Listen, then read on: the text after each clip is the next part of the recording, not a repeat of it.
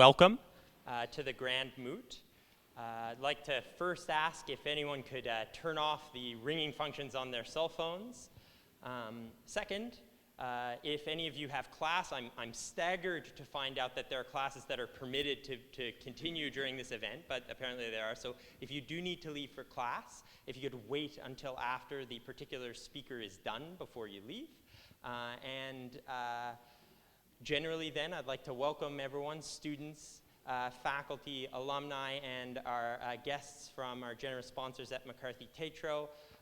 It's a great pleasure to have all of you here today, and with that, I'll turn it over to Dean Iacobucci. Oh, grab that. Thank you. Thanks, Sam. Thank you. So it's my pleasure to welcome everybody to this year's Grand Moot competition entitled Freedom of Expression and the Right to be Forgotten, which is generously sponsored by McCarthy Tétrault and for which we are very grateful. So advocacy training is a big part of what we see as our educational mission at the law school, and mooting is a big part of that aspect of the training. This is the premier mooting event of the year. And indeed one of the highlights, I think, of the academic calendar. So I thank you all for being here.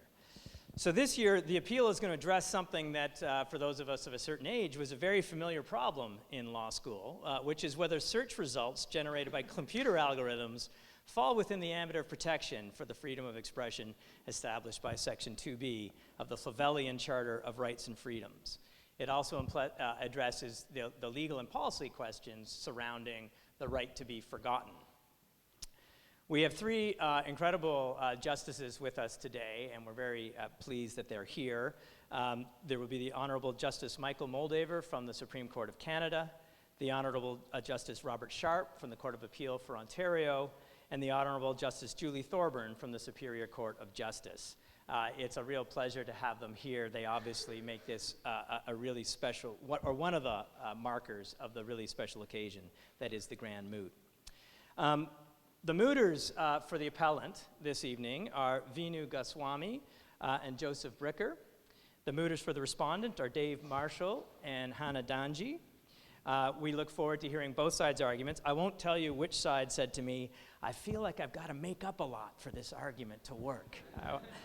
I subliminally looked to my left, but I won't tell you who said that to me. But I know there's a lot of creativity and a lot of fun in the advocacy involved in this case. I'd like to thank again McCarthy Tétrault for their support. Not only do they support the event financially, but they give a lot of their time. And this year I'd like to single out some of the people who were especially supportive from the firm. So Paul Morrison, who I don't think is here at this point, but Sarit Batner, Elder Marquez, Christine Wadsworth, and Sarah Corman, all of whom I gather were very helpful to our mooters. So thank you. And then finally, I'd like to thank our two student co-chief justices. These are undoubtedly the hardest working people, maybe the mooters too, but in the group, a lot of hard work goes into this event. They do everything from putting the problem together, which is no small challenge, but on top of that, finding easels, carrying books, and everything else that makes this event the success it is. So thanks very much to Brett Hughes and to Sam Green for all their incredible work. I'm probably omitting lots of other people who've contributed, and I apologize for that. But this is a wonderful occasion with a lot of hands in its success. So thank you to everybody. And with that, I will hand it over to the Chief Justices to say a few more words about the problem. Brett.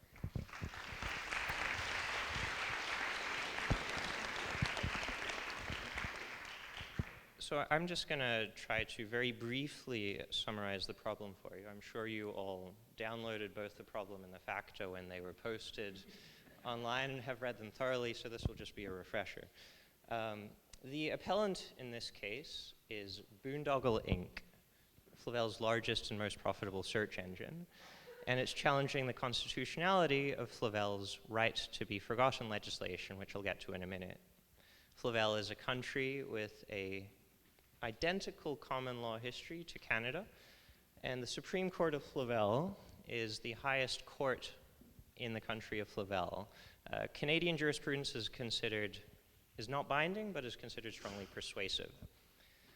A few years ago, the government of Flavel organized a royal commission on internet and technology regulatory reform, known as the Stewart Commission, for its chair, Hamish Stewart, which found that everyone from employers to landlords to friends, family members, and neighbors use search engines to get a lot of information and draw a lot of conclusions about people.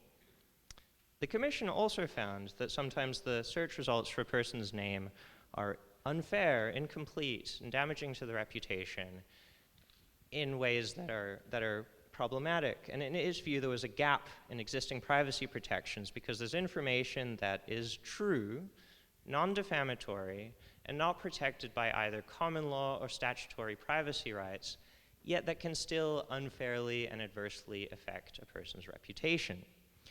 The government of Flavel decided to introduce legislation to give citizens some measure of control over the search results that display in response to their name. It enacted the Improving Search Results and Protecting Your Internet Legacy Act, which establishes a right to be forgotten in Flavel. Under the Act, any Flavelian can go to the Privacy Commissioner of Flavel and request that they make an order that internet search engines remove certain search results that are displayed in response to queries for that person's name. So not for other, the same content can still be displayed in response to other searches, but it's the connection between the person's name and those search results that it's concerned with. So the Privacy Commissioner may issue an order where the harm to the applicant caused by the search results outweighs the public interest in ongoing access to the search results. The litigation before us today emerged out of an application made by one Mr. Brettley Greenberg. Brettley Greenberg is a 72-year-old lawyer and former politician.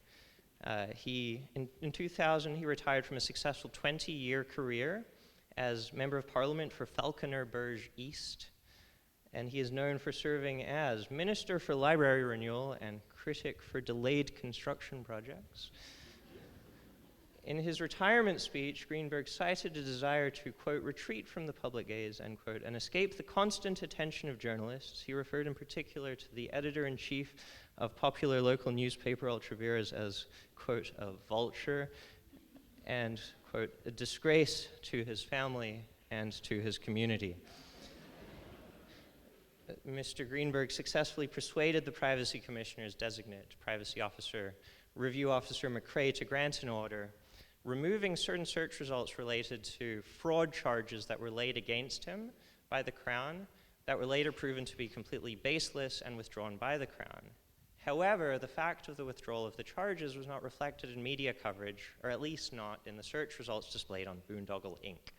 All that people saw when they searched for Brettley Greenberg's name was a big list of news articles about these fraud charges that he was completely innocent of. So the privacy officer granted the order, and Boondoggle challenged it in the Superior Court of Falconer.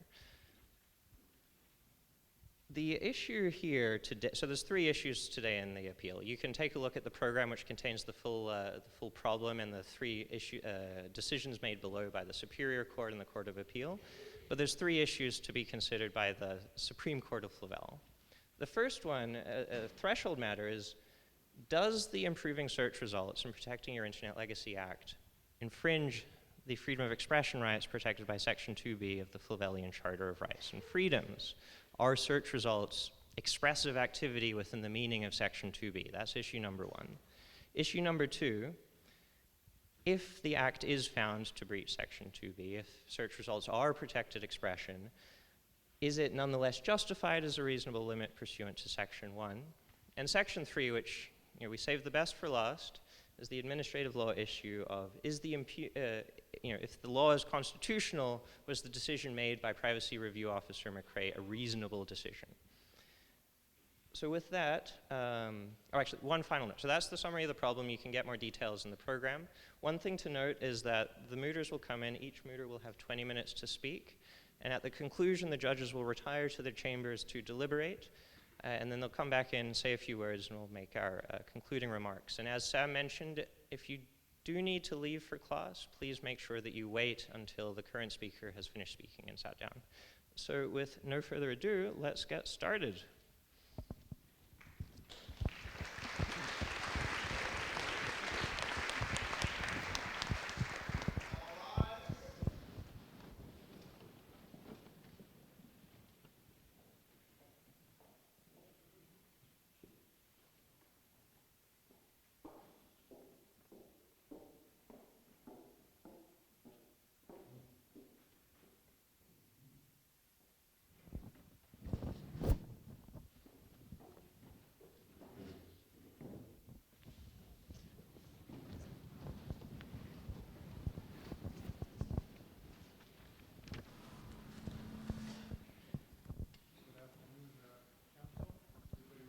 proceed? All right. This is the matter of Boondoggle and the Lavelle Privacy Commissioner for the appellants, Viren Goswami, Mr. Viren Goswami, and Joe Bricker. Have I got that right? And for the respondents, David Marshall, is that right? And Hannah Anji. Okay. Good luck, everybody. Mr. Goswami, are you starting? All right, go ahead, please.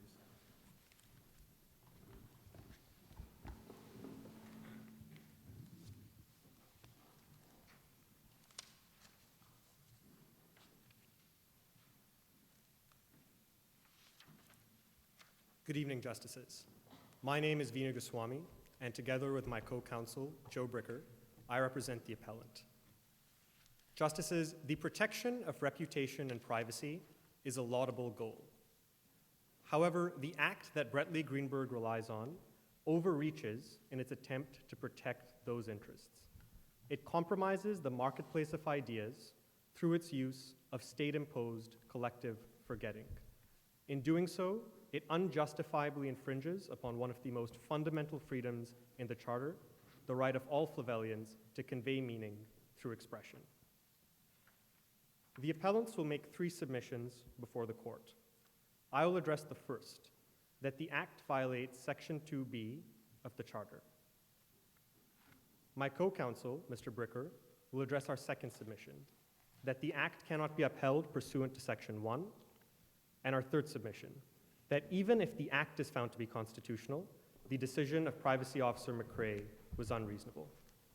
Barring any questions on the facts, I'll proceed to the first of those submissions. The Act violates Section 2B of the Charter. These submissions begin at paragraph 14 of the appellant's factum. The test for determining a violation of Section 2B was established by the Supreme Court in Irwin Toy and Quebec. That test has 2 parts.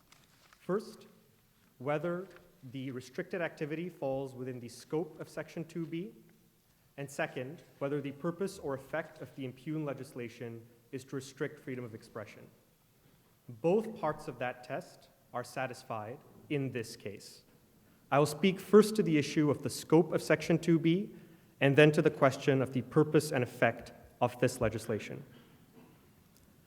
Justices, search engine results fall within the scope of Section 2B.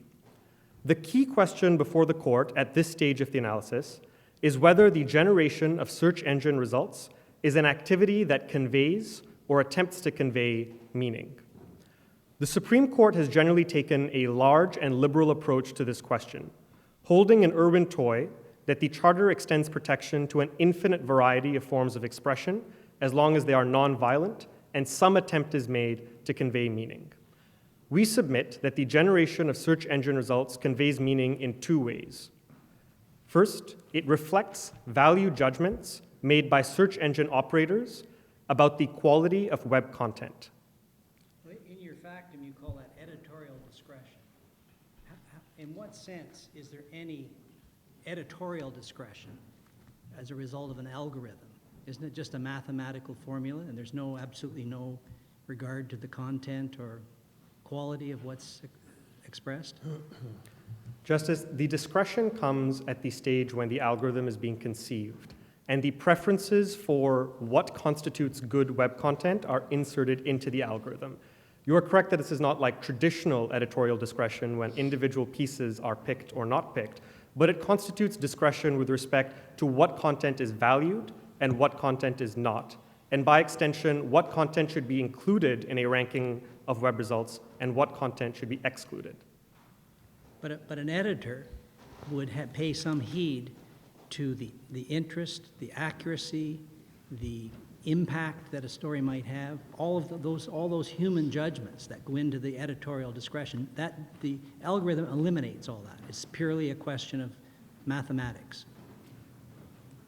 Justice Sharp, it's not purely a question of mathematics. It is mathematical in operation, but the preferences that are being conveyed are not mathematic in nature. The criteria for what constitutes good quality web content includes things like websites with embedded high quality media content, easy to navigate site design, websites that are consistently referred to by other websites, and as we all know, websites with high traffic. Those aren't necessarily mathematical preferences, even though the translation of those preferences into search results takes place through an algorithm. Justices, having spoken to that criteria, I think it's important here to note where exactly the meaning comes from. Every time a list of search results is generated, and one website ranks above another, a value judgment has been made about each website relative to each other. That form of opinion and that form of judgment is at the heart of the Section 2B guarantee. There's a wealth of jurisprudence establishing the fact that your decision about what to include in speech falls within the Section 2B guarantee.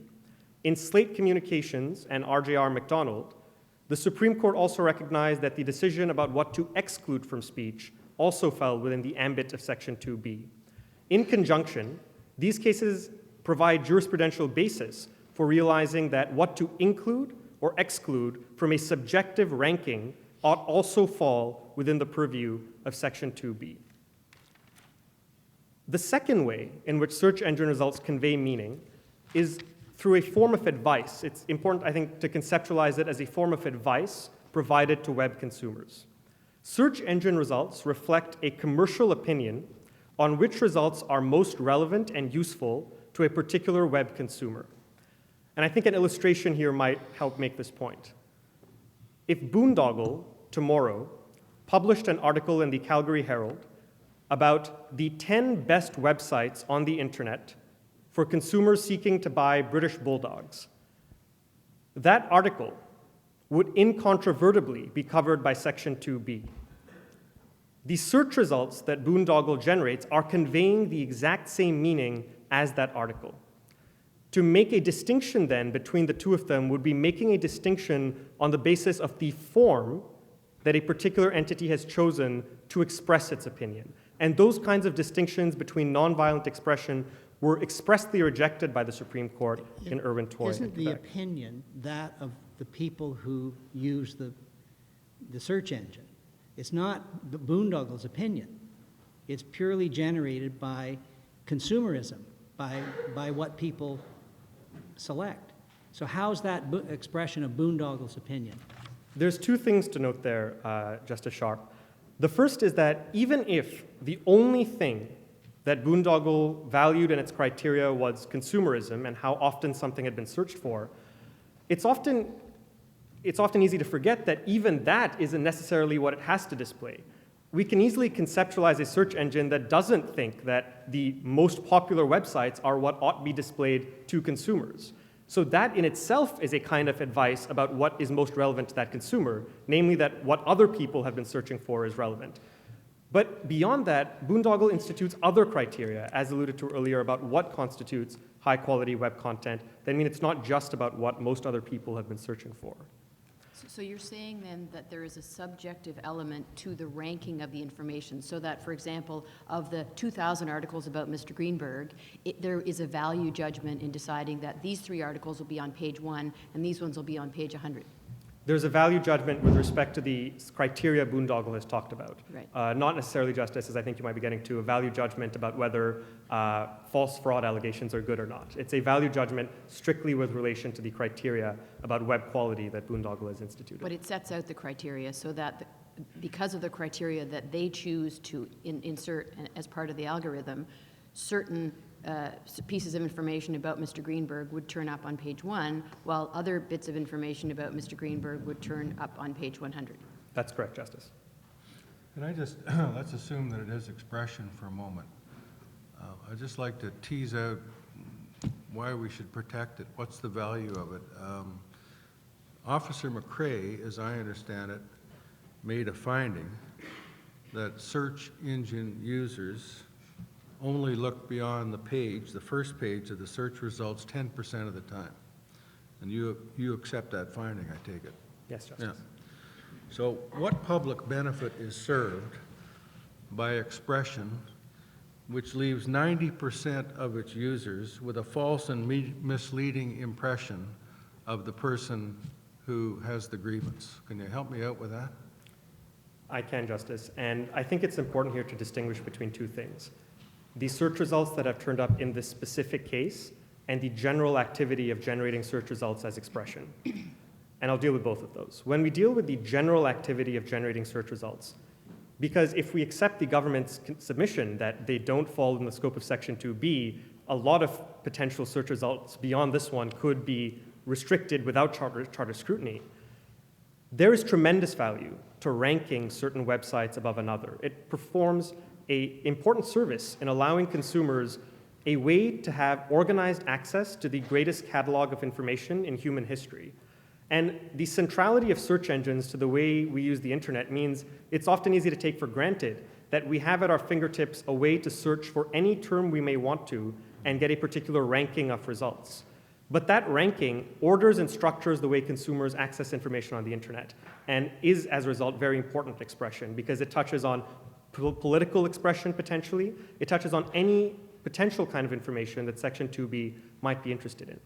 With respect to these specific search results and what expressive value they might have there, the first thing I'd point to is that is an inquiry better pursued with respect to the analysis of the specific decision. So even if these specific set of search results might have worked to Mr. Greenberg's detriment, a finding that search engine results as a whole are not protected by the Charter has much broader implications beyond just that one decision.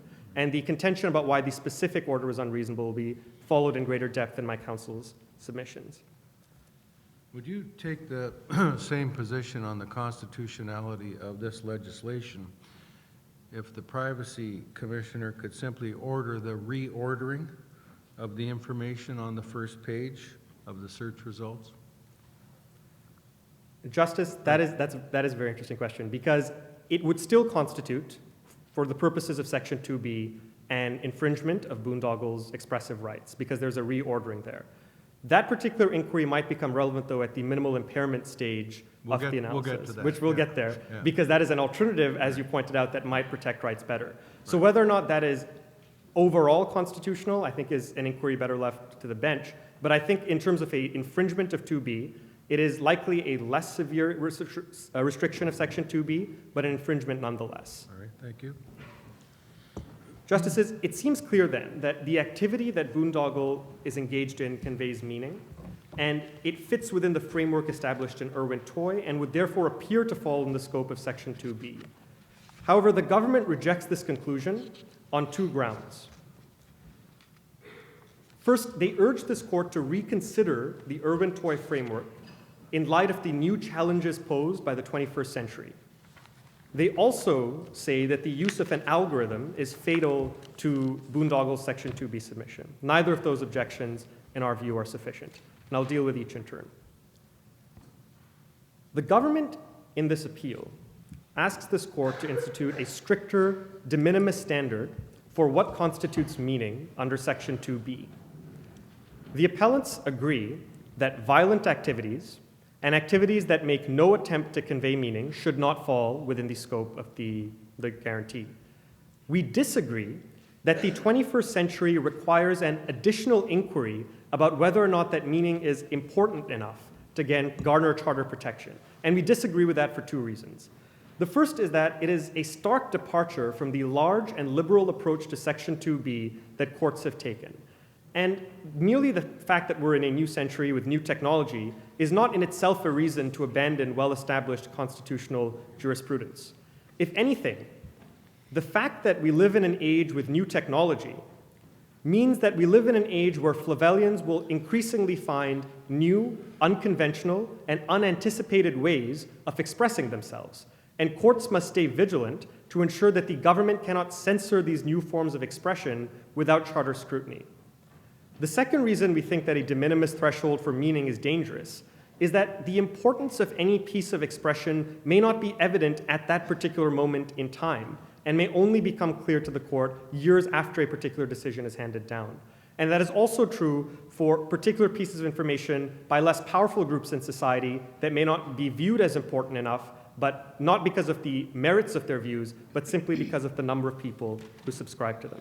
Well, let me ask you about that, though, for a second. You know that one of the prior decisions, I guess, of Officer McCrae related to a woman whose husband was brutally killed in a gang slaying. It happened, I don't know, 30 or 40 years ago. And every time, and obviously she went through a lot of stress and trauma over the whole incident, and every time someone plugs in her name, that incident comes up, and her complaint to the commissioner was, you know, I'd like to put this behind me. It's been 30 or 40 years, and all this does is resurrect the pain and suffering that I went through 30 years ago, and for what purpose? And I ask the same question of you. Why are we protecting? What is there to protect there? What is there of value in protecting that expression? I'll deal specifically with that example, Justice, because I think it provides a good delineation of what our stance is on those issues. Our heart goes out to those people. And the purpose of our appeal is not to say that those people are not worthy of some kind of redress. We merely think this act is a poor way to do that. We are fine with more narrowly tailored legislation that deals with that problem. If the problem is that the victims of crimes are having their mentions of their crime, if they're having pictures, if they're having videos put on the internet, the government is in a position to deal with that problem specifically. But this act doesn't do that. This act creates a broad-ranging, and here I recognize, Justices, I'm slightly infringing upon my co-counsel's excellent submission. That's my fault, probably, but sorry. But it is worth remembering that the government has within its power the ability to create narrowly tailored legislation, and we are supportive of that. All right. But what we are not supportive of is an act that creates a broad-ranging right for people to submit requests that will undermine the adversarial system that assesses the public interest, and that will be much broader than those cases you've identified that everyone in this room should be sympathetic to. Well, this may be something for your friend to answer, but what kind of legislation would you propose that would protect the widow? She's not a victim of crime. She wasn't. It was her husband that was the ultimate victim, I guess. But so what would you say? Just, you know, how would you frame the legislation? Or maybe you want to leave it to your friend. Oh, no, I think the person I'd like to leave it to is the government. I think that they are the body that has the obligation to frame that legislation. I know, you're saying that they could tailor it, they could tighten it, et cetera, and I'm Yes. just wondering if you could just help me out as to how, and then we'll ask them. Great. So to take a stab very quickly at forming what will likely be a complex and heavily debated piece of legislation, if the issue is that the relatives of crime victims are having difficulty with closure, then that is something we can address with terms of people who've been the victims of brutal crimes. Their relatives can apply for specific redress in those cases. Right. And that might be a more narrowly tailored acceptable law, the specific contours of which the government should likely have thought of before passing this wide-ranging piece of legislation. I got a feeling it would be a legislation that would make the Tax Act look small. When you try to think of all the examples of all the people who might feel that their privacy was being invaded. And our submission, I think I understand what you're getting at, Justice. Our submission here is not that every single person who might be harmed in some way deserves their own law, but merely that there are some cases that particularly are deserving of attention. And those are laws that we can narrowly pass. But this law doesn't confine itself to them, and the government is a better position to assess that. I want to quickly speak, Justice, to the question of infringement before I'm out of time. And these submissions begin at paragraph 32 of the appellant's factum. And as we're already, I see, engaged in a discussion on Section 1, I do want to point out two features of the Section 2B analysis that will have implications for Section 1. It's not just Boondoggle's freedom of expression that is at stake here. When assessing ultimately whether or not this act can be upheld pursuant to Section 1, the severity of the breach of Section 2B is an important consideration for this court to keep in mind. This isn't just about Boondoggle. This is also about the web content creators whose websites and content is made meaningfully more difficult to access as a result of this act. The effect of this legislation. Is that really what they're doing? Because aren't you really asking, under the auspices of a Section 2B charter right, to be allowed to place undue emphasis on some content as compared to other content? We are asking for the right for Boondoggle in this case to be able to frame expression in accordance with its opinion and criteria. The question of whether or not it's undue, I think, sort of. Well, but you're setting out the criteria. You're deciding, you could change the algorithm, for example, to tie acquittal to Mr. Greenberg's name, and that would then ratchet up all the cases on acquittal to page 1 as opposed to page 100. And really what you want to do is you want to change that and allow undue emphasis on the search words that you've chosen, which are leading the reader to a misleading impression. Although the information may be correct, it's only a half answer, and therefore it leads the reader to be misinformed. I think I'm going to reach the end of my time, so if I could have a bit of time to address your question, Justice Thorburn. What we are asking for is not the right to be unfair to Mr. Greenberg specifically. What we're asking for, what Boondoggle is asking for, is the ability to frame web content in accordance with criteria. The result of that will, in some cases, unduly perhaps emphasize particular pieces of information for Mr. Greenberg. For many other people, it might emphasize positive aspects of their legislation. This is not a purposive decision to make Mr. Greenberg's life much harder. It's a general policy and a general criteria, the application of which has led to these results. What Boondoggle seeks is the right to not have the government alter the emphasis in those results, and the emphasis, it's worth keeping in mind, in any set of results that pass the Privacy Commissioner in accordance with what an agent of the state in this case views to be the proper emphasis as opposed to a private actor. But if it leads the reader to be misinformed because they've only got half the story, how does that fit within one of the objectives of the need to facilitate a marketplace of ideas to seek and attain the truth? It's in fact, it's not furthering that objective at all, is it? Right. We need to view, Justice, the concept of the marketplace of ideas also broadly and also in a comparative context. It may be the case that in some cases, the results that are prioritized on Boondoggle by its criteria are not always factually true in the sense that they might have allegations that were proved to be unfounded. But applied broadly, in many more cases, there could also be instances where information someone seeks to delink and remove could also have contributed to the marketplace of ideas and is removed completely from the ambit of certain search terms. That could also be equally, if not more, detrimental to the marketplace of ideas. This appeal is about which actor is in the best place to make those decisions. And in this particular case, having individuals with their self-interest remove or keep certain results with what suits their interest best is a worse way to do that than having the criteria of independent search engines. I can see I've reached the end of my time, Justices. Barring any further questions, those are my submissions. Thank you very much, Mr. Goswami. Mr. Bricker?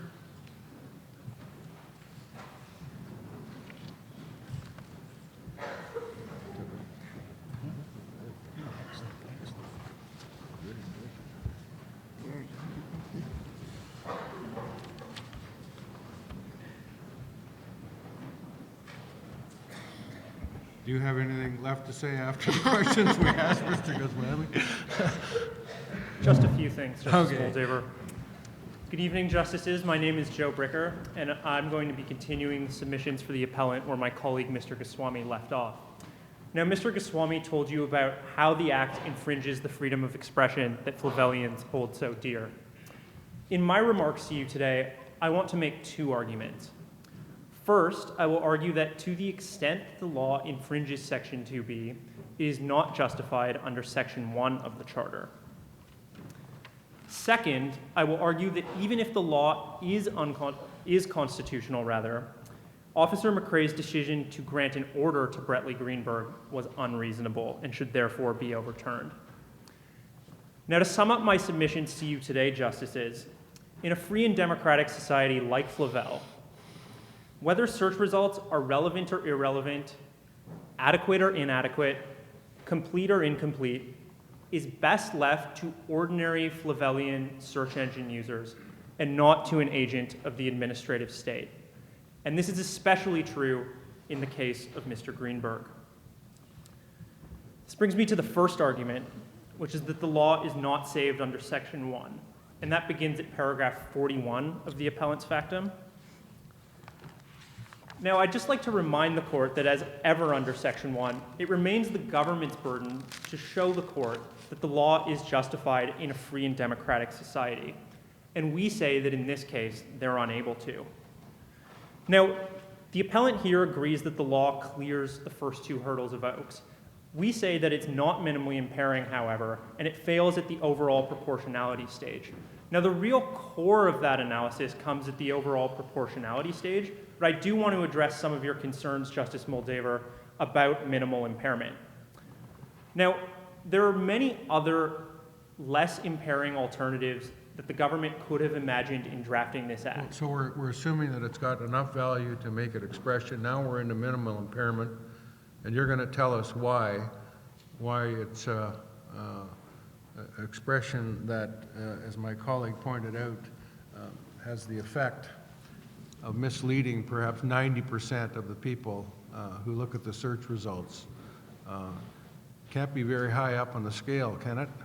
Be a little bit higher than obscene material, I suppose, but not a lot.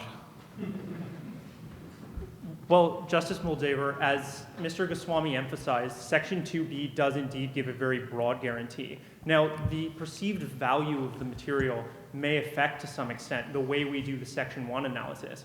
But when you consider how important boondoggle is to the way that people access information on the internet, the very activity of ordering particular search results is extremely important in a free and democratic society. So to the extent that it may work some evils in some cases, we think there are other ways that the government could have chosen to deal with that. They declined to do so in this case. So to the extent, and I'll give you some examples. Well, what responsibility do you have? What responsibility do you have with these people that are preparing these algorithms or whatever they do to try and make sure that the information that you get out to the consumer is accurate as possible and not misleading? And We have no responsibility. You got no responsibility. No. We have no responsibility to the extent that people want to use true information for nefarious purposes. There are other ways that that can be dealt with.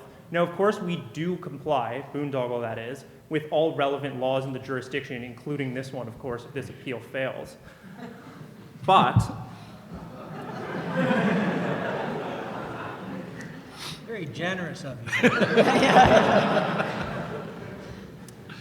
so if, for instance, there's an injunction that requires boondoggle to take down certain results that are listed in connection to IP infringement or something like that, boondoggle will comply with an injunction to take down certain search results. But the problem here is that the law is so overbroad, as we get into a little bit later, that it actually has a huge effect on lots of information that will be in the public interest. If we take the analogies, I don't know if you're familiar with the Butler case on pornography. I am just a sharp. Yes. Well, remember, in the Supreme Court in that case had this very sweeping, broad piece of legislation, and all of a sudden it got narrowed right down and interpreted. So couldn't we do what you're asking us to do by way of just of interpretation and giving some more flesh on the bones of this rather bare statute? In our respectful submission, no, Justice Sharp, and the reason is the statute is, as you say, extremely bare. It asks the decision maker to consider only two criteria: the public interest and the adverse effects on the applicant. But aren't those things that are subject to judicial interpretation, just like the meaning of obscenity was significantly narrowed in Butler? Of course they are, Justice Sharp, but there are a few concerns here. First, where we give administrative decision makers the power to interpret terms like the public interest or adverse effects, we generally do that in the context of an act that has a more elaborated purpose section than PIPEDA does. But I'm giving you an analogy to one that didn't, and where the court did do that. Well, of course, Butler is not binding on this court and is a court of superior jurisdiction. You would, of course, be entitled to reverse that substantial rewriting of the statute engaged in by the Supreme Court of Canada. Can we carry on a few other cases that you might want to get us to overrule while we're here? I'll give you a list afterwards. Thank you. Fortunately, nothing from the Supreme Court is binding on this court. Fortunately. So I do want to move into the overall proportionality analysis now, because Mr. Goswami and I view this as really the core of where this law falls. It really falls at the final hurdle. And at this stage of the Oakes test, the court asks, are the negative effects of the law proportionate to the objective? And are the positive effects of the law, do they outweigh the negative effects? And we say that in this case, they don't. In its attempt to protect privacy and dignity, and to protect privacy and reputation, the law unacceptably undermines freedom of speech. And there are 4 deleterious effects, to use the term of art from the Section 1 jurisprudence, that we would like to point this court to. The first is that the law is often limited in its ability to achieve its goals and will often work at cross purposes to them. Now, you could think, for instance, of Mario Gonzalez, the Spanish man who initially obtained an order that established the European right to be forgotten. Nobody would have known who this man was, and he would never have got a 10-minute segment on the John Oliver show if he hadn't actually gone to a court in Spain and asked to have results about his foreclosure proceedings removed from Google. So often... But this isn't really anything about being forgotten, is it? Because nobody's suggesting that the information be removed. All we're saying is that you've decided to highlight certain information as opposed to other information. And all this man is saying, in the face of uncontroverted evidence that he has suffered because of the highlighting of certain information at the expense of others, to redress the balance and say all the information is still going to be there. It's just that instead of highlighting some information, you either may decide to highlight different information, i.e. the acquittal, or at the very least not have the hyperlinks and have an even playing field, so that this man, so that people reading about this man don't get a misimpression about the kind of person that he is. There are 2 things we would say to that. The first is that undermines, the marketplace of ideas, and we're going to get to that point a little bit later in my submissions. So I'll leave it for now. But does it? Because what it does is it in fact would enhance the marketplace of ideas, wouldn't it? Because there would in fact be just as much information available. We're not talking about removing anything, but a hyperlink which links one thing to another, thereby highlighting something. Even if I accepted the premise of that question, Justice Thorburn, the problem is that it gives so much discretionary power to the Privacy Commissioner in such vague terms that we don't accept that that result is what's actually going to happen if the law is carried fully into operation. So I could talk about that a little bit now. Well, sorry, just before you get to that, and I apologize for interrupting you, but you said something a little while ago that maybe the best way to deal with these things is to have the individual enjoin companies like Boondoggle. Could you just tell me what the basis of the injunction would be and what the cause of action, and what, just flesh that out for me a little bit. It could be libel, Justice Moldaver. It could be intrusion upon seclusion, a tort that the Ontario Court of Appeal very wisely acknowledged in 2012. There are all kinds of causes of action. Did that case come to the Supreme Court, by the way? It did not. Oh, okay. So obviously right that That's right. Just you wait. But as I seem to recall, Justice Sharp, the Ontario Court of Appeal recognized that in a free and democratic society, we have to expand the protection of privacy incrementally. And we have to make sure that we're not treading upon the rights of freedom of speech that might otherwise be affected by drawing privacy rights too broadly. And so in that case, Jones, the Ontario Court of Appeal was very incremental in recognizing the tort of intrusion upon seclusion. But to the extent that a suit is brought under that cause of action or under libel or under IP infringement, Boondoggle will comply with all legislation. Is there a in this freestanding jurisdiction. right, is there an action for just breach of privacy under the charter? There is not, and that's precisely one of the points that we make. There is a freestanding freedom of expression under the charter, Right. but there's no freestanding right to privacy under the charter. And so when we're doing the analysis here, we have to recognize that in some sense, we're talking about one of the fundamental freedoms in the charter, one that the Supreme Court in Sharp recognizes in some sense underpinning a lot of the other freedoms in the charter, versus something that, while it may be protected by the charter to some extent, is never explicitly acknowledged in the charter and isn't as fully protected as some might like it to be. But nonetheless, both privacy and reputation have been held to be charter values that can be weighed against freedom of and limit freedom of expression. You'd agree with that, wouldn't you? Certainly, Justice Sharp. It's just our submission that in this case, the government got the balance wrong. And one of the reasons they got it wrong is that they've given, in our submission, too much power to the Privacy Commissioner in a context that's ultimately unsuited to adjudication. Now, I would note here that the Act doesn't actually define what public interests or adverse effects are. So it's not like, for instance, the Ontario Securities Act, which says what the purposes of securities regulation are. It doesn't do that. It simply says that the goal of PIPEDA is to protect privacy. So for any one privacy review officer to interpret this act is really just piling circularity on circularity. The second thing we would say is that it's really difficult to know, in fact, what might be in the public interest in the abstract. So you can imagine the following example. Imagine that there's a case of a spent conviction for, let's say, a sexual offense. Now, somebody who has a conviction, they've served prison time, may very well want to have certain results removed from the internet. And they may go to the Privacy Commissioner and say, I want those results to be removed. Now, there are two public interests that might be at stake there. One would be in letting the offender get on with his or her life. And the second would be in allowing the public to know what that person might have been up to previously, because they may have legitimate concerns about who's living around them. And so the only way you can really deal with these two incommensurable interests is to say, or to make a determination in the abstract, that you think one of them is more important than the other. And so the problem with that is it undermines predictability, consistency, and the rule of law more generally. Another effect that we would like to point out is that the law does drastically undermine freedom of expression while only minorly protecting the interests that the government claims it serves. Now, the respondent will very likely say when you question them about this that there's only a minor infringement of freedom of expression here.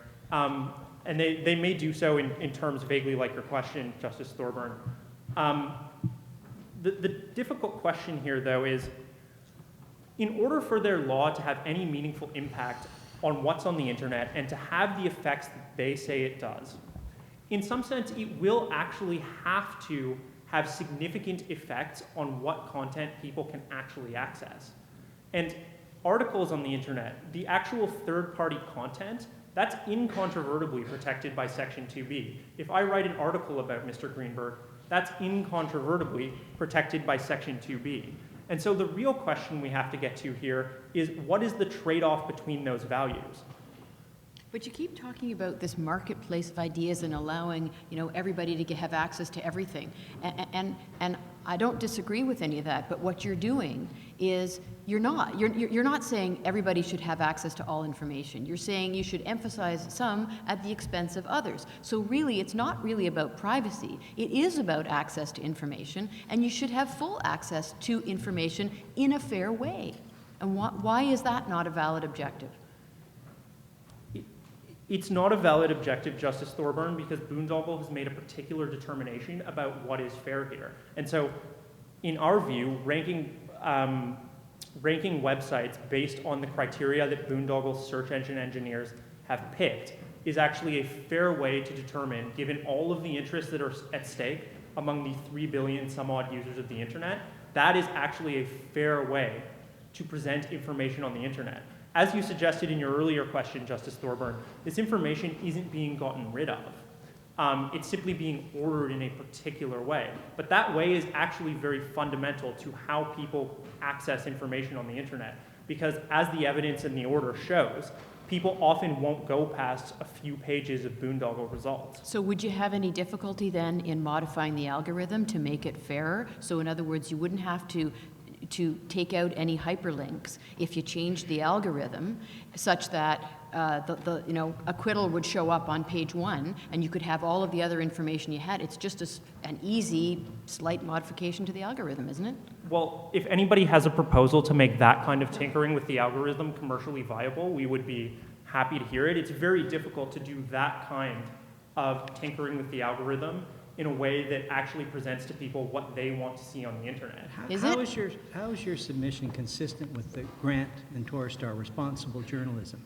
There, of course, freedom of expression is recognized, but the court, I think quite properly, said that, there's an obligation on the media to be responsible and to show that they've been fair. So why, because you use algorithms, should you be exempt from the sort of obligation that is imposed upon every other media? Well, there are a few reasons, Justice Sharp. One is that we're not actually creating the content. Boondoggle is presenting hyperlinks to the content. Another reason is that in its own view, Boondoggle is being fair by using the criteria in its algorithm and presenting the information that people want to see, and Mr. Goswami elaborated on some of the criteria that go into that algorithm. But Boondoggle is actually being fair to users of the internet, and there are lots and lots of search engines that use different criteria to rank results, and they may also be fair too. The problem we have here is with giving this much power to the Privacy Commissioner to enact what is in effect state-imposed forgetting with very, very little discretion, or very, very little control of that discretion. And one of the things I would just like to point out as I get near the end of my time, Justices, is that when this act comes fully into operation, you'll note that this is the first judicial review of an order under the act. When more orders start to come Boondoggle's way, there will be lots of times when Boondoggle simply won't want to stand up for what is in the public interest. And the simple reason for that is because there's no commercial incentive for a search engine actually to oppose any one order. The reason for that is because ads are displayed on search engines, that's how the search engine gets paid, in response to a particular search query, and not necessarily in response to the actual results that are shown.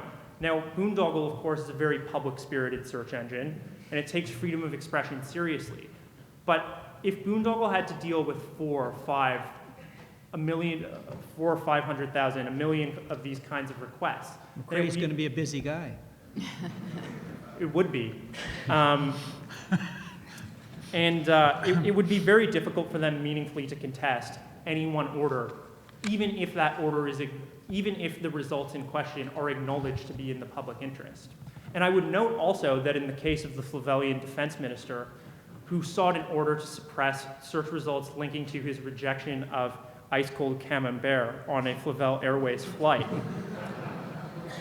he was actually slapped with an adverse costs award. So if Boondoggle is facing the possibility of an adverse costs award in that context, it's going to be much less likely that Boondoggle will actually stand up for the public interest in particular cases, because it's simply commercially impossible, or at least non-viable, for it to do so. Well, I'll agree that it's a little frightening to think that we're going to leave the public interest in the hands of Boondoggle.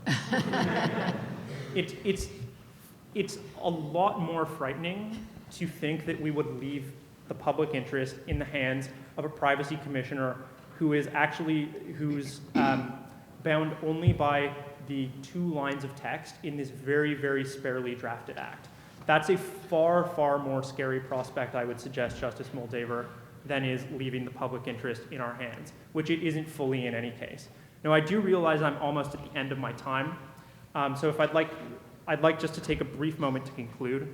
I would note that I haven't made any submissions about the administrative law aspect of this. That was mainly in the interest of time and also to avoid subjecting the audience and this court to arguments about Canadian administrative law. So in concluding, Justices, the act drastically undermines Flavelian's freedom of speech in an act of unjustified state-imposed forgetting. For these reasons, the act should be struck down, and in the alternative, the order should be overturned. Thank you. Thank you. Thank you, Mr. Ricker.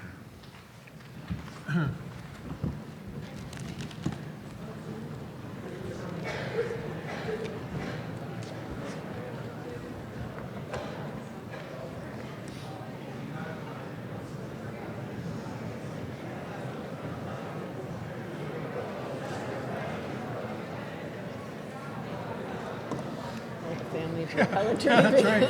Yeah. Your cheerleading section is leaving now. It looks like. They think we're not calling on the respondents. All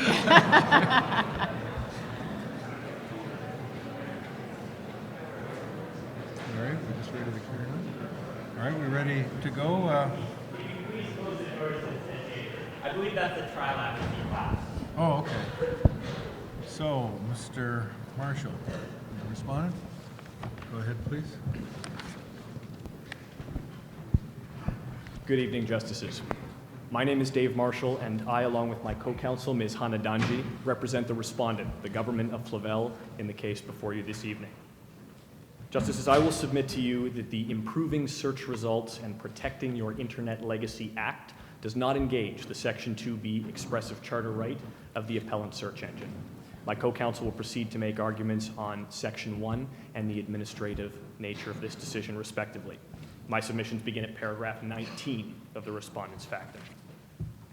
Justices, we agree with the appellants that the freedom of expression is the bedrock principle in any democracy.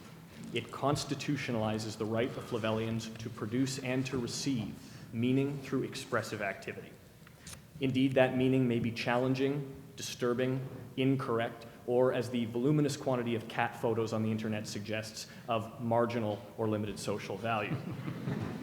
Now, the Supreme Court of Canada, in its infinite, albeit non-binding wisdom, has held the freedom of expression to be quite broad, but it has been equally authoritative in stating that the freedom of expression is not unlimited. This freedom must be promoted, but it must also be protected. The appellants have suggested to you that we should protect as expressive activity not only all of the content on the internet, but also the algorithmically produced rank ordering of that information that may be hypothetically produced by an infinite number of search results entered every second of every day by ordinary Flavelians. We submit, Justices, that to do so would be to trivialize a fundamental guarantee that the Supreme Court of Canada has held to be the cornerstone of democracy. My submissions to you tonight can be divided into two sections, Justices. The first is that we submit this court should revisit the de minimis threshold for what constitutes expression under Section 2B of the Charter. And second, even if this court does not revisit that threshold this evening, search results cannot be justified as expressive activity under the current Canadian jurisprudence. Turning to my first submission, Justices, at paragraph 23 of the respondent's factum. The appellants are correct that apart from a narrowly circumscribed exception for violent expressive activity, the court has taken a very minimal threshold to determining what is expressive activity. That question, put by the court in Irwin Toy, is quite simple. Does the activity have meaning? And in the 20th century, this was never an issue. The vast majority of Canadian cases on the freedom of expression, or in those cases rather, the presence of meaning in a series of different activities was not contested. Even the most disturbing types of activities, including child pornography and hate speech, there was no contest over whether there was meaning. In the 21st century, however, with the ubiquity of machine-generated speech, ranging from simple alarm clocks to luxury vehicles whose 100 million of lines of code do everything from warn about lane departures to spoof diesel emission results. In this era, it's significantly harder to tell, Justices, what constitutes expression. So our submission to you is that this de minimis threshold, what is meaning, should finally be defined. And meaning should be defined with reference to the three principles that this court has already held to underpin the freedom of expression. Those are the marketplace of ideas, access to the instruments of democratic governance, and last but not least, self-fulfillment and self-actualization. Contrary to the suggestion of my friends, this is not an unprincipled approach. In fact, it's suggesting to the court that instead of carving out new, niche, narrowly circumscribed exceptions to the freedom of expression in the 21st century, this court should take a principled approach to defining expression, given the numerous range, or the huge range of numerous types of machine-generated speech. We're dealing here with the way most people get most of their information in the 21st century. This is how they get their information. That is correct, They Justice go to instruments like Boondoggle. And so in terms of expression, you know, expression is also the rights of the listener, the rights of the user. In terms of the rights of the ordinary person to get information, wouldn't we be relegating the charter to the era of the quill pen if we said this doesn't cover this type of information? The appellants have suggested two lines of argumentation, Justice Sharp, on that point, that the rights of web users are themselves infringed. And I'd like to deal with each of them in turn. One is the type of claim that we may expect to be put forward by those individual users, that their own freedom of expression has somehow been infringed by search results. And in that case, whether or not their activity is expressive is not in contest, and therefore that test would, or that infringement would have to be determined on the basis of the purpose and effect of the impugned legislation. But first, I'd like to deal with their other argument that they put forward, which is that search results are somehow such an important means of communication that they themselves, that is the search result process, should deserve protection under existing Canadian case law. With respect, the Canadian case law has only done that in a very narrow set of circumstances where the form of communication itself has meaning. The archetypical case is Ford in Quebec, where it was held that language itself has such meaning, such self-expressive value, that it should be protected. As to the expressive rights of users and any claim that they may put forward, that would ultimately, as I say, turn on the purpose and the effect of the legislation. It's clear in the government's mind in this case, perhaps not surprisingly, that the purpose of this law does not target the users of the internet, and nor is its effect. It doesn't well, it certainly would affect, if there's a right, this vague right to suppress search results is upheld, that would certainly affect the rights of users of the internet, wouldn't it? I mean, as I say, this is how people get information. And now we're saying that, no, you can't just go to the internet. The government's going to tell you what information is acceptable for you, a member of the public, to get. We're going to filter this information and tell you what you can get. Justice, the effect of the law is not to remove the information from the internet, as my co-counsel will speak at length to, more eloquent than I can in a moment. But the information that is targeted by this act, or is listed as a URL to be removed in accordance with any application given to the Privacy Commissioner, is not taken away from the internet. No, it's there, but you won't find it. You certainly can find it, You actually. could find it if you really, but it's like saying, you know, the index to the book, we're going to tell you what you can, how to index this book, and if it's something we don't really like, then you don't have to put it in the index. I'd suggest, Justice Sharp, that in some cases, the search results that are being removed may not be the first or second most popular results on Boondoggle, and the search terms that actually create a link to that particular underlying content at a much higher position will remain online. So the appellants have not demonstrated, and nor can they demonstrate based on how search engines work, that the effect of this act will be to even make information writ large more difficult to find. It will delink certain URLs from search terms that involve someone's name if you're trying to get an overall picture of someone through Boondoggle. And that, Justice Sharp, I think has a very strong connection with Justice Thorburns' question from earlier to our friends about the marketplace of ideas. So with your indulgence, I'd like to speak very briefly about the benefit of this act to the marketplace of ideas. This new test, this new threshold test that we have suggested the court adopt, is based in one of its three tenets on the promotion of this marketplace of ideas. And I think Justice Thorburns' questions rightfully pointed out that this type of expression, not the underlying expression of web content creators or users of search engines, but the actual search results themselves, are not only of tangential value in contributing to the marketplace of ideas, but can ultimately be very damaging to that marketplace.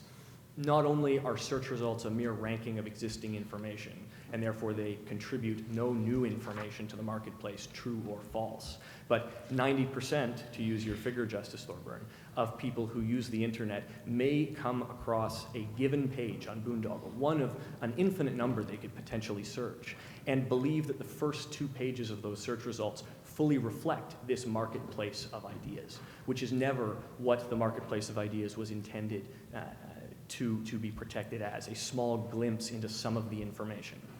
The case of Brettley Greenberg that has given rise to the case before you today, Justices, is a perfect example of how this window into the marketplace can completely obscure the real truth of a situation, and how that one search term, if an individual uses it as the full and final way of getting information online, may very well have the impact of not only destroying an individual's privacy, but distorting what their perception of the marketplace of ideas is. And maybe we're getting ahead of ourselves a little bit, but is the answer then would not be to delink the hyperlinks, it would be to modify what the hyperlinks are, wouldn't it?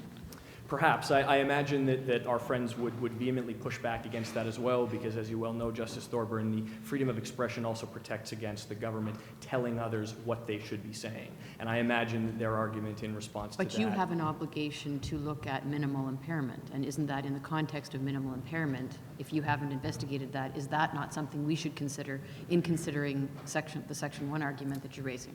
Indeed, the alternate regimens of the government that could contemplate in response to this mischief are things that not to spoil the suspense, I'm sure my co-counsel will get to in a short period of time. Perhaps Justice Thorburn and I can move to our second submission on this expression point, and that is that even under the Canadian case law, and if I'm unable to convince you that this court should adopt a new approach to this threshold, that the existing case law in Canada does not point to search results being expressive activity.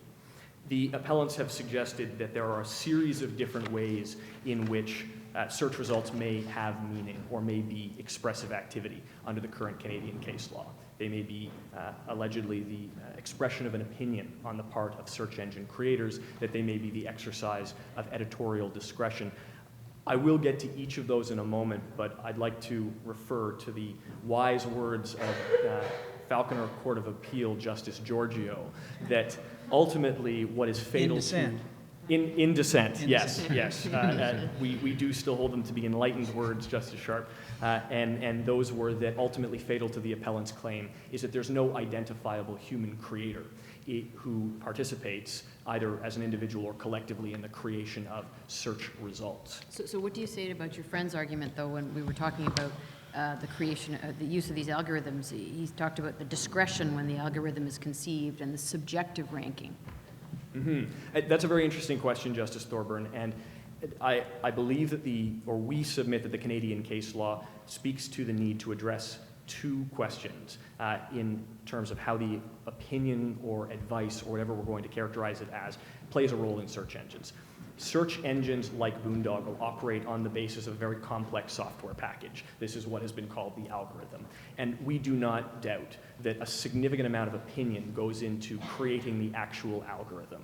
Opinions made by search engineers and computer programmers in the abstract about what little lines of code may indicate a high-quality site, high-quality media, all sorts of things that may collectively indicate what is a relevant page for someone. But all of those decisions are made in the abstract, and they're not made with any search engineer turning their mind actively to a particular subject matter. We don't foreclose the possibility that search algorithms themselves are the expression of opinion. Indeed, that's why we don't know how the electronic sausage is made, is because the appellant Boondoggle benefits from patent and copyright protection over this algorithm. But just like in the cases of any other machinery, typewriters and quills are perhaps too simplistic, but other mechanical examples from the 20th century, the role of opinion in the creation of the machinery is not dispositive of whether or not the output has opinion. And so we submit that that's a different question. These search results that are created by the mere mechanical application of this machinery need to be analyzed separately. And if we look at what search results do and what they are fundamentally different from any exercise of opinion or editorial discretion. I will take editorial discretion as an example, Justice Sharp, because this was one raised during our appellant submissions, or the appellant submissions. And the Canadian case law, and in particular the American case law that has frequently looked at the elements of editorial discretion, are easily distinguishable. There is, in the case of a search engine, no individual actively curating third-party content and making value decisions as to what to include in this third product. There is no independent product at the end of the day created that people associate with an editorial entity. I can turn to my colleague and say, did you read a Globe and Mail article, or did you notice the usual number of typos in that ultra-virus article? Search engine results, however, do not have an independent existence, partially due to the changing nature of the algorithm, but also due to a function of the way that people use the internet. So all of the hallmarks of editorial discretion are missing from what search results are. Wouldn't an index be a form of expression? An index, a listing of contents in a library, say, for example. Yeah, that would be expression, wouldn't it? We would submit no, Justice Sharp.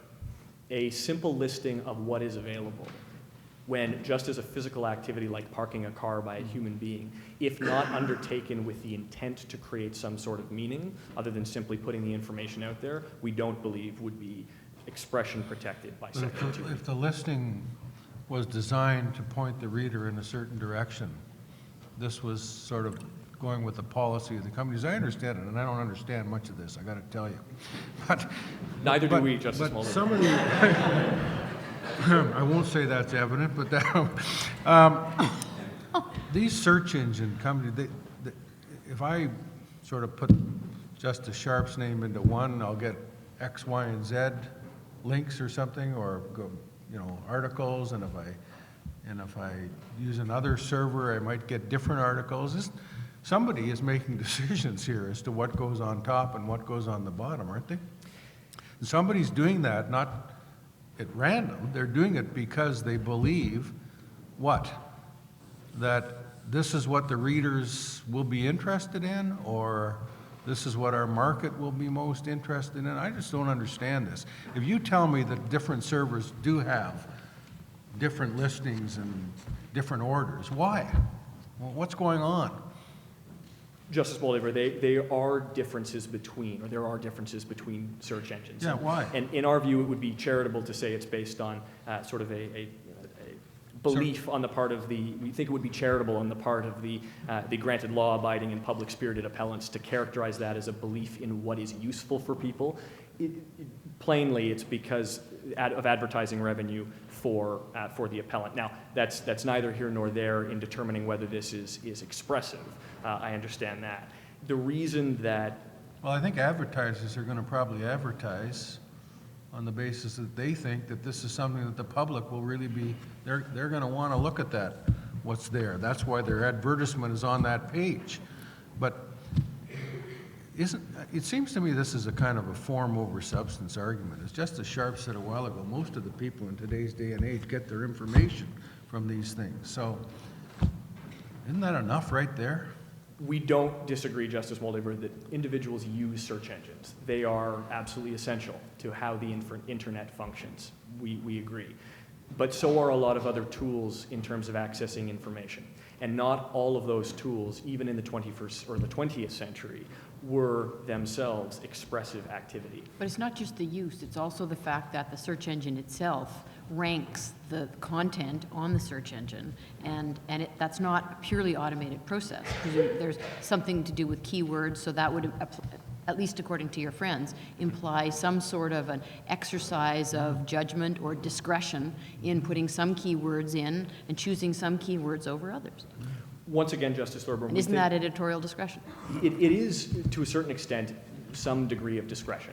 And this is, I think, the challenge that we've identified in the 21st century. There is the element of limited or proximal human connection to all of this. And our concern or our suggestion in providing this new threshold test for what is meaning has been to provide some sort of a principled way for the court to deal with this fact, that in all of these creations of machinery, there is some human role. Humans do play a role in exercising some degree of discretion over what the final product is. But at some point, a line needs to be drawn by the court in determining whether or not this is the type of human expression that we mean to protect constitutionally with the freedom of expression. And our suggestion to you has been that because the human role in search results is so remote, and because it is confined specifically to the building of that machinery and not in the creation of the individual outputs, that the law should and does protect the expression of the opinion embodied in the machinery, but cannot go so far without more as saying that search results themselves are protected as political discourse is, as the opinion is of a friend or confidant if I ask them or if you ask them. We believe that the line needs to be drawn so that in the 21st century there is this principled approach to the freedom of expression. Justice Moldaver? Oh, I thought you had a question, sir. Well, I've got a question, but it may be really dumb. So if you think it's really dumb, you don't have to answer it. I'm sure it's not. But this legislation relates to the removal of certain of these articles and so on. When I press into your name, it could be relating to those. But it's careful, as I understand it,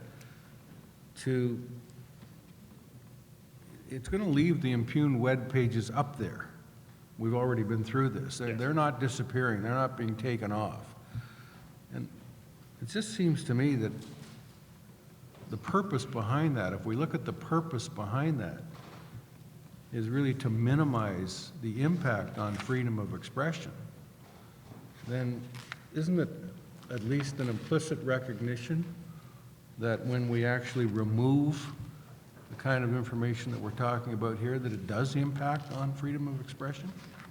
I don't know if that makes any sense. It does, Justice Moldaver. I agree that that is or involves an implicit recognition that in somewhere in the realm of search results there is expression. And indeed there is. The expression shown by hyperlinks, and I briefly cite the court to, or point the court to the recent decision in Crooks and Newton. So when I say points to underlying content, simply points to and does not reproduce. But search results point to underlying content that has been often carefully created, more often than not carefully created, but still deliberately expressed meaning on the internet.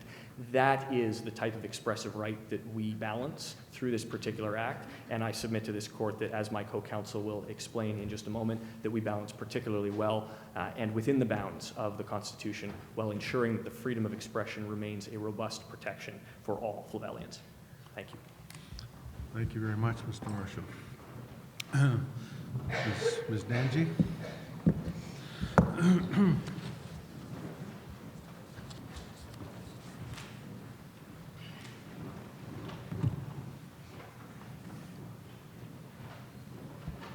Whenever you're ready. Good evening, Justices. My name is Hannah Danji, and I will be continuing with the respondent's submission where my co-counsel, Mr. David Marshall, left off. Justices, this case is about the importance we accord to the protection of dignity and privacy. The meaning this takes on in our present-day era, in which every blog, tweet, selfie, or post of any kind lives on in perpetuity, is something quite different than what the Charter originally contemplated when freedom of expression protections were first developed.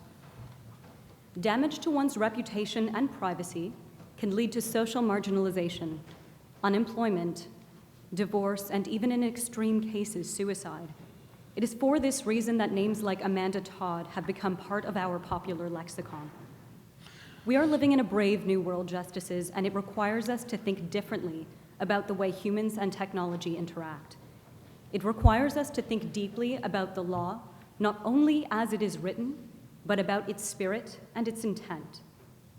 Justices, the act in question is not only necessary, but it is a necessary, reasonable, and constitutionally valid response to a growing concern we can no longer afford to ignore. Just tell me, though, if you would, this is pretty open-ended legislation, and I guess the commissioner is supposed to look at the private interest and the public interest, and the only parties that I perceive that get notice of this, of a complaint, are the service providers. Is that, or the service, what do they call them? Service engines? Is that right? The search engines. Yeah.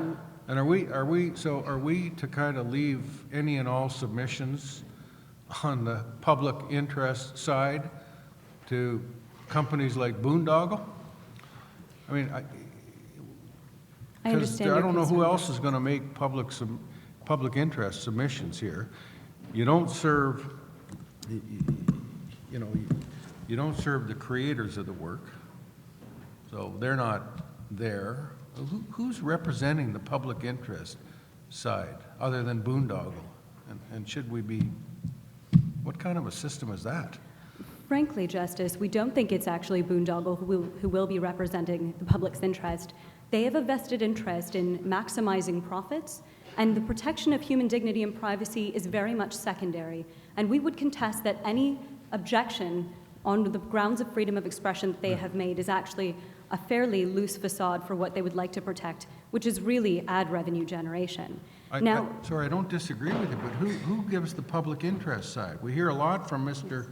Greenberg about the private interest problems that are caused here, but do we just sort of leave it up to the privacy commissioner to imagine all of the various public interest concerns that might arise in a particular case? Justice Moldaver, it's an important question, and I'm glad you asked it. We know that terms like public interest are certainly not hollow, and they are not void of meaning. In the Ontario Securities Act, for example, public interest appears 44 times without any further definition embodied or imbued into it. And the reason is because public interest can be understood based on the legislative context in which it is found. In a similar way, public interest, as mentioned in this Act, can be interpreted based on the context in which it is found. So what does this mean? First of all, we must recall that the Act is an amendment to an existing privacy legislation, PIPEDA. PIPEDA itself is a piece of legislation that has been interpreted over time, and there are a series of decisions that would be in the body of common law that a privacy commissioner could look to what the meaning of privacy and dignity really is. But moreover, the reason the Act came into existence in the first place was on the basis of a recommendation made by the Stewart Commission. Within that recommendation would inevitably be a series of guiding principles that would guide the privacy commissioner to better understand what interests were being protected. And we know that the Stewart Commission inevitably set forth its recommendation on the basis of broad-based consultations with employers, neighbors, members of the public, and key business people who make consequential decisions on the basis of information that appears on the internet.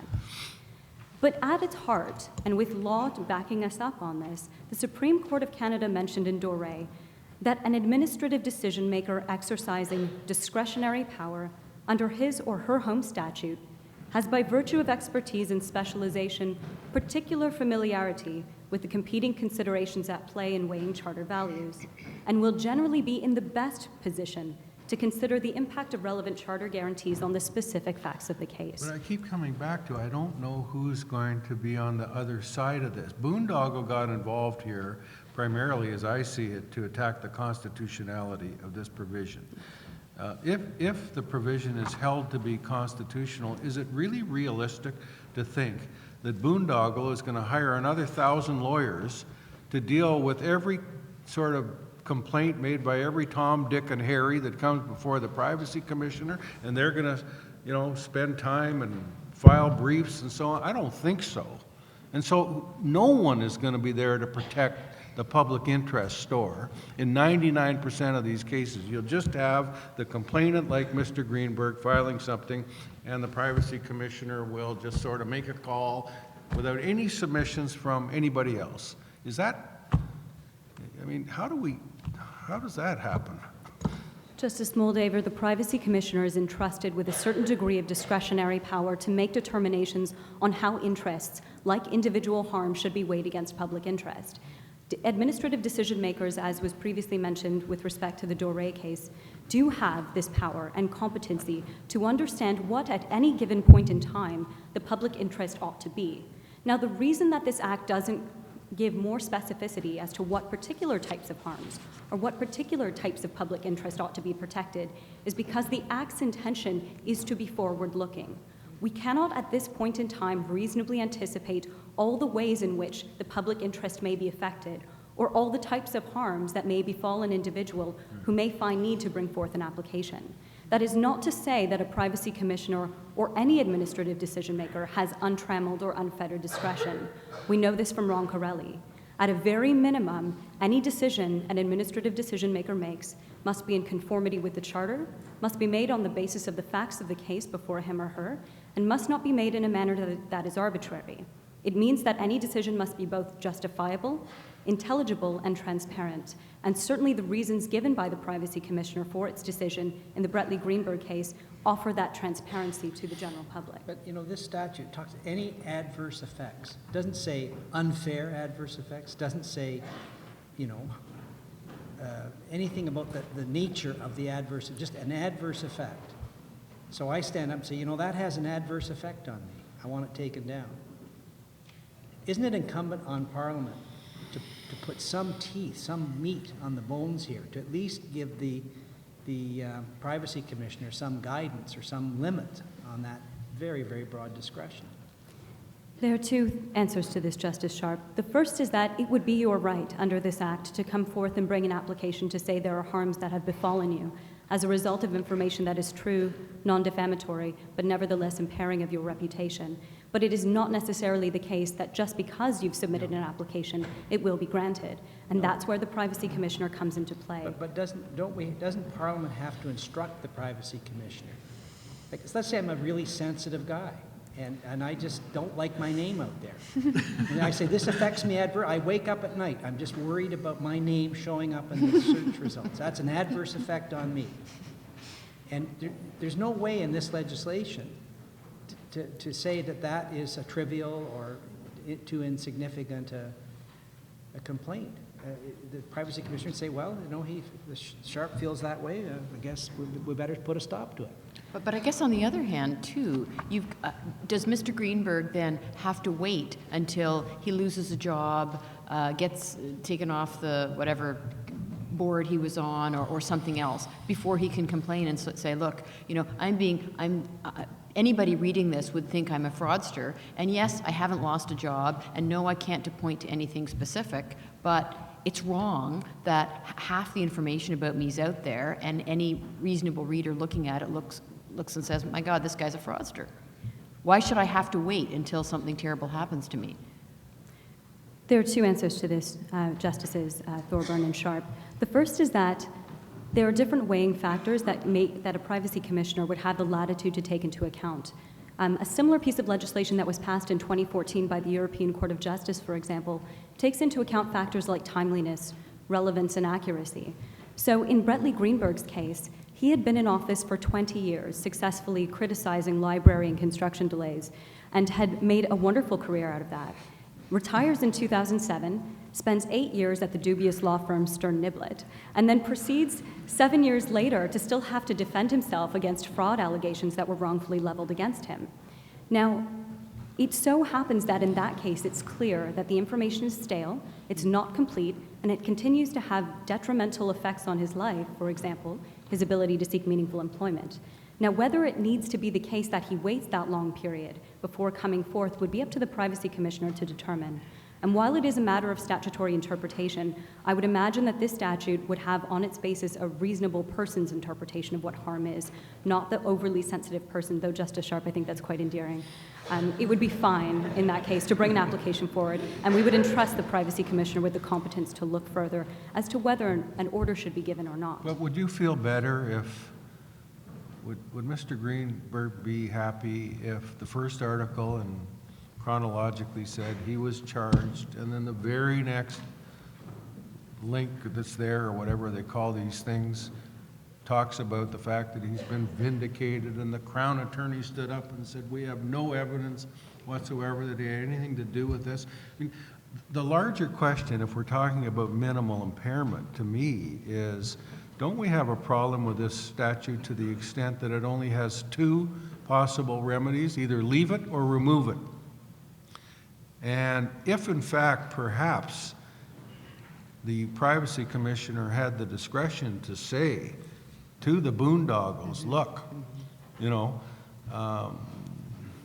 we're going to remove this unless you put next to the fact that he was charged, right beside it, or right next to it, the fact that he was vindicated. Wouldn't that be less impairing in terms of the right than what we have now with this black and white in terms of remedies? Justice, while that may be less impairing, it would in fact, in some ways, actually violate freedom of expression of independent private actors like Boondoggle even more. As we know from Slade and Davidson, the right to freedom of expression is also the ability, or rather the protection, not to have to be forced to say something. And to rearrange an algorithm such that search results would be reproduced so that negative and positive information would appear next to each other would in fact require Boondoggle either to reveal their proprietary search algorithm or to compel them to say something they may not otherwise say. And so, in fact, I do question the extent to which that would be a better remedy, although in theory, those results may be more charitable to what the truth of the matter is. Do the Mr. Greenbergs of this world have the right to say that accurate kind of, not misleading reporting, but accurate historical facts like that he may be of the view that he'd like to just have all of that taken out. But surely to goodness, as my colleague said, this legislation shouldn't be designed to revolve around the particular idiosyncrasies or sensitivities of any individual. You know, I might like the fact that I didn't know French when I went to the Supreme Court of Canada to come off the website. But I'm getting there, though, slowly. But I just, surely to goodness you couldn't complain, or he couldn't complain, could he? If this was totally sort of accurate and one article said he was charged and the very next one said he was completely vindicated? It would be Brettley Greenberg's right under this Act to come forward, submit an application, and to have those findings deemed unreasonable potentially by the Privacy Commissioner. But I think at this stage, to help clarify what this Act does and does not do, it might be worthwhile going back to stage 1 of the Oakes test and looking at what exactly its pressing and substantial objective is, and how this objective is rationally connected to the impugned provisions of the Act. So let me begin by stating and reiterating what this Act does not do. It does not remove any content at its source. That will still be there. It does not affect the vast majority of search results. It is not a marked departure from existing causes of action that protect privacy, including intrusion upon seclusion, Justice Sharp. And it does not create a freestanding right to privacy. So here is what the Act does do. It provides a form of recourse for citizens whose reputations and dignity have been torn to shreds as a result of Boondoggle and other search engines' profit-maximizing initiatives. It accomplished this, secondly, by delinking the names of an individual applicant from certain specified hyperlinks only, containing harmful information that would otherwise appear in those search results. And finally, it does this only in cases where the Privacy Commissioner, competent as they are, has made a determination based on the facts of the case that public interest does not outweigh adverse harms to the individual. Now, this could take on a number of meanings, but it is within the ambit of the Privacy Commissioner to make decisions as to what counts as sufficient public interest and what is adverse harm. It is not simply the case that Brettley Greenberg stands up, says something harms his reputation, and suddenly a wand is waved. Public interest is taken quite seriously and is always interpreted based on context. I want to take us now to the Ontario Court of Appeal decision in Jones and Sig, because I think that is quite important. Justice Sharp, I agree that that was an important Can we case. just do the head note if you don't mind? Now, specifically in that case, it was decided that the law is actually moving in a very important direction. Justice Sharp, in your astute and very wise words, you stated, privacy has long been recognized as an important underlying and animating value of various traditional causes of action to protect personal and territorial privacy. But charter jurisprudence recognizes privacy as a fundamental value in our law and specifically identifies as worthy of protection a right to informational privacy. And that is distinct from personal and territorial privacy. Moreover, it is within the capacity of the common law to evolve to respond to problems posed by routine collection and aggregation of highly personal information that is readily accessible in electronic form. Technological change poses a novel threat to the right of privacy, and importantly, it's recognized as a right that is integral to our social and political order. What we are saying here is not that one person's particular sensitivities are being catered to, but that the ability of every individual in this room to fully participate in society without fear for loss of dignity, privacy, or reputation is really what's being protected. But this isn't really about privacy, is it? It's really much more about access to information. Justice Thorburn, access to information, in fact, is still very much present. If a particularly invested person, for example, an employer, wanted to know about somebody's potentially past criminal record, they could easily go into police records or to sources of information. That's what I'm saying. So this isn't really about the right to be forgotten or the right to have something. This isn't really about privacy and not allowing people to see into certain parts of one's lives because they're private. It's really about access to information, isn't it? To the extent that information is still available, we can say it's access to information. But the reason this is still very much about dignity and privacy is because of the intimacy between an individual's name and the reputation and character that is assigned to them on the basis of what people find out about them online. Now, as was correctly identified by the appellants and by each of the justices, the majority of information that individuals seek is found through search engine results. But this is why, in fact, this act is so powerful. It's because of this multiplier effect. If no more than 10% of individuals look past the first 2 or 3 pages when they enter a search term, and if those 2 or 3 pages are the universe of information they use to inform their opinions about an individual, then the removal of one hyperlink doesn't just prevent one person from forming an inaccurate opinion on the basis of what was removed. It prevents the 3 billion internet users from forming those inaccurate opinions based on what they would have otherwise seen. Now, why is this justified? Again, because the Privacy Commissioner can take into account things like spent convictions in the case of criminals. How likely is it that they will have committed this again?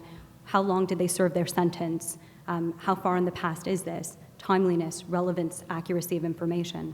And Privacy Commissioner, the Office of the Privacy Commissioner, has been around since the 1970s.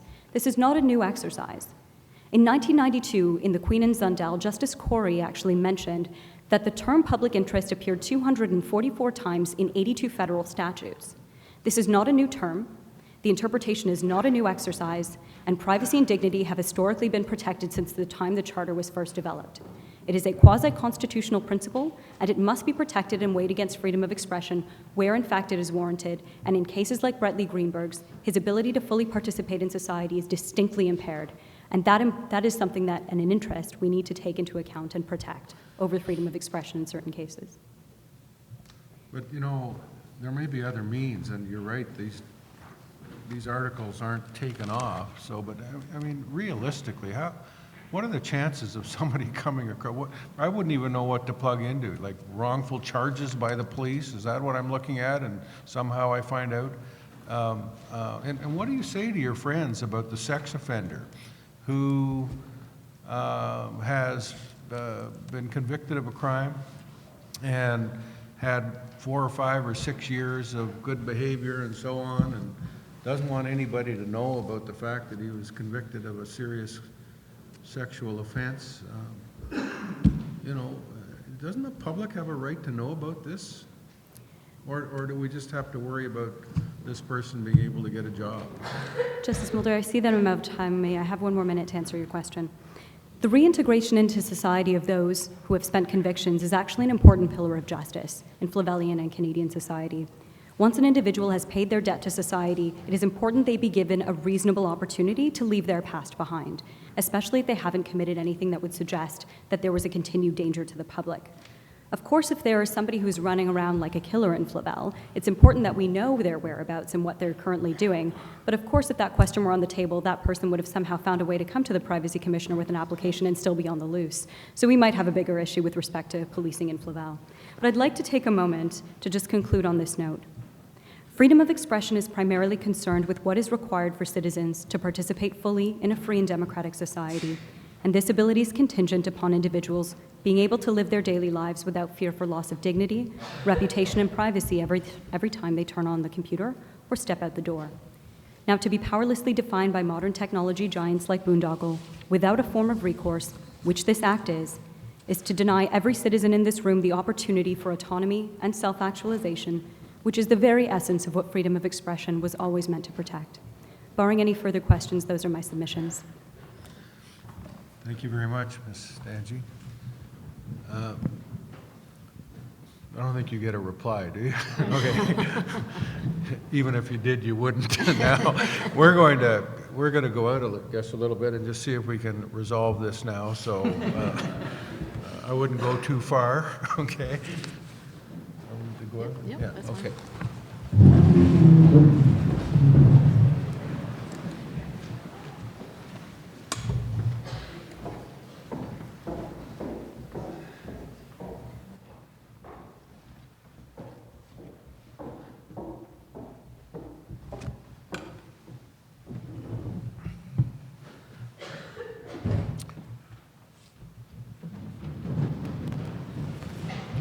Well, this may have seemed complicated to a lot of you, but we really think it's quite simple, and Justice Sharp has a 2-line endorsement.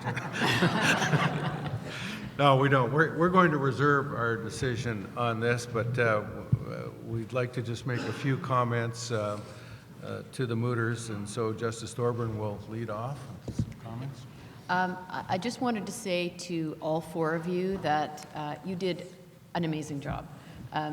it showed that you spent a lot of time preparing, that you really thought through your arguments, and not only were you well prepared in terms of the arguments that you were prepared to make, but for the many questions that were off the cuff, sometimes from left field and or right, as the case may be.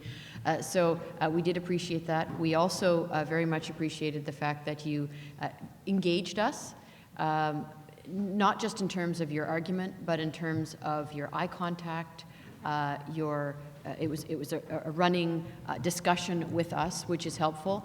And it was very impressive that you not only knew your material, but you were able to stop halfway through and go into an area where somebody asked a question which might not have been in your area, but in somebody else's. So I think all three of us agreed that if only the council before us were as good as you, we would all consider ourselves to be very, very lucky. So I think you should all feel very good about your performance tonight. We were extremely impressed with all four of you, and I really do mean that.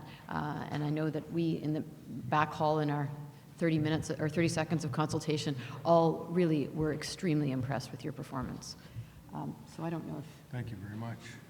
Just a Well, short. I don't have a lot to add to that. I would like to say that that this was, I think, a very difficult problem, a difficult conceptually, intellectual, constitutional law problem, and to tackle it in a short space of time the way you did, I think was very, very impressive. And as my colleague has pointed out, for those of you in the audience who are thinking of mooting, you could see here the importance of preparation and mastery of the file. And didn't really matter what we asked. Questions, some of them off the map, off the dial, coming from left field. But the mooters were always, because they knew the case so well. And I could even see you turning to in the notebook, you know, sort of what you'd anticipated that somebody might ask that question.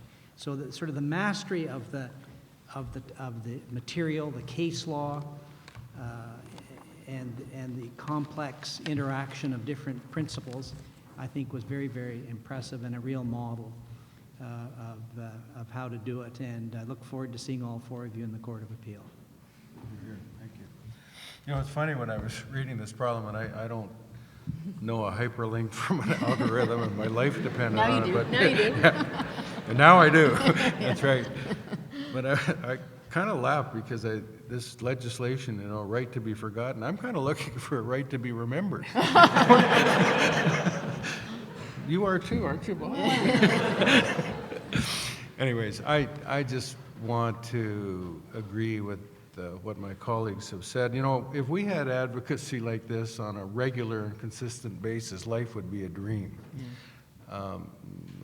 The superlatives that I could use, well, you probably want to get a drink soon, so we won't go into it in too much detail.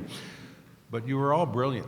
You were all just brilliant. You mastered a very, very difficult area, and you put your submissions in a way that is what I need, like something that a bright 5-year-old can understand.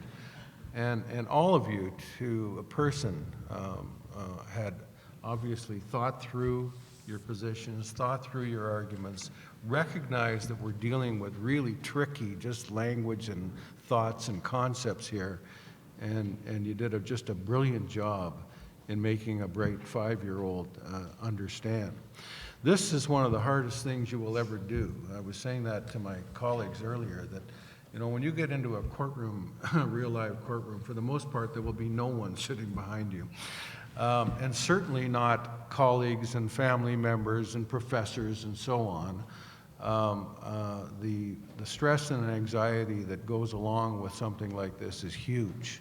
And I think we all know it. We've all been there.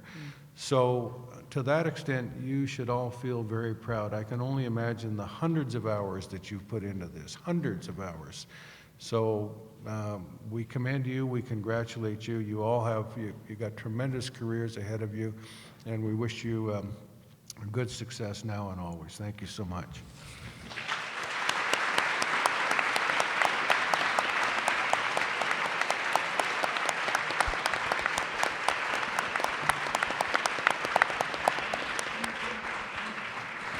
And just as a last conclusion, I'd like to invite Bill Black from McCarthy Tétrault to say a few words and present a few gifts to our esteemed judges and our grand mooters. Thank you, Sam. As Sam says, I have the distinct privilege of saying a few words, and I promise it will be a few words on behalf of the sponsor, McCarthy Tétrault, and the even more distinct pleasure of giving some small tokens of our admiration to the mooters. I have to say that this event, in the past and in particular this year, always brings to mind, at least to me, the finest traditions of our profession. And what I have in mind in particular is that we as a profession, I think, have a very strong vested interest in seeing to the development and progression of junior members of our profession. We see ourselves as sort of part of a continuum, and as litigators in particular, we see ourselves as custodians of the craft of advocacy. And we genuinely have an interest in imparting lessons to those who come after us. And it's important that that is an interest of the profession as a whole, and there are many different expressions of that interest. One of the expressions is formal teaching. And I'm here to tell you that apart from the many excellent professors from the University of Toronto Faculty of Law, we have on this panel some teachers. I can tell you that when I was in first year law school at University of Toronto in the last century, just after Quills, I think, Dave, I had as my first year civil procedure professor one Bob Sharp, as he then was. And he was an excellent professor, and I'm living proof that as someone who wanted to continue doing litigation after first year Civ Pro, he obviously was a very good teacher. I also had, in my third year, the pleasure of taking a course which we called Criminal Anecdotes, actually, which was taught by one Michael Moldaver, as he then was, together with Casey Hill, who at the time was a Crown. Michael at that point was not the hard-bitten, button-down jurist that you've seen performing here today, but was a freewheeling and fun-loving criminal defense lawyer.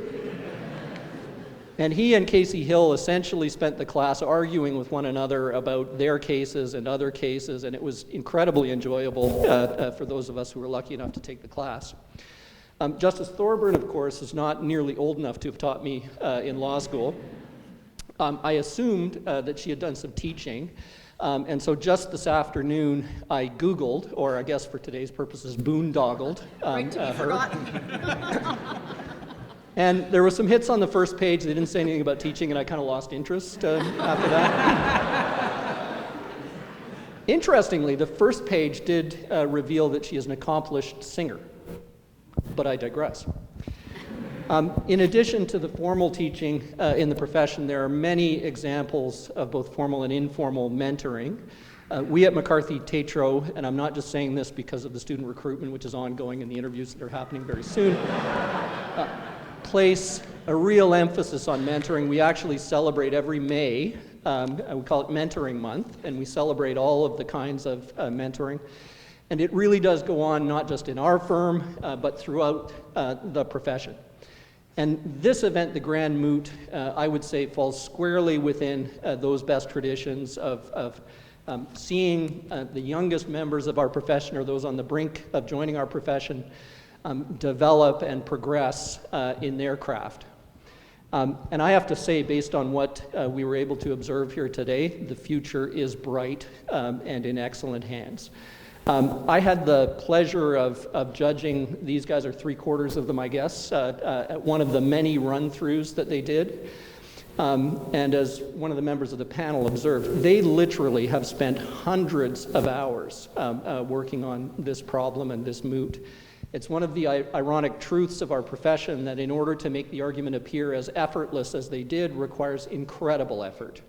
And they have really put that in, and we've all been lucky enough to enjoy the fruits of their labor here tonight. And that is not to de-emphasize the work that many other people have done. The co-presidents obviously developed a really interesting problem and put in, again, hundreds of hours of work. I'm sure there are many members of the faculty who contributed to this. Many of our colleagues and many others in the profession I know did run-throughs with this group. But my task, of course, is to congratulate the Mooters, and they really were the stars of the show. I think it's just unassailable that they were outstanding in every way. And as the justices observed, probably better than what we would all get to see on an average day in the Court of Appeal. So Mooters, come forward and please accept these small tokens of our admiration. All right. Thanks.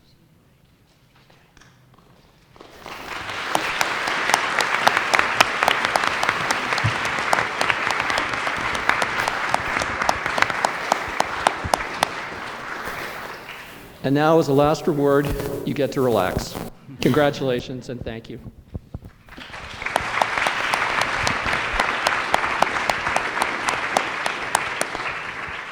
I also wanted to thank our judges, who we also have tokens of appreciation for. Brett, if you want to give me a hand here.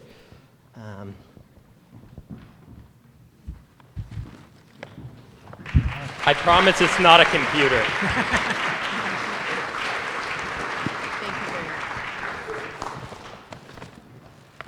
And there'll be a reception in the main area outside, and thank you everyone for coming. We also did just want to say a quick thanks to Brett and Sam, the co-presidents who put this together.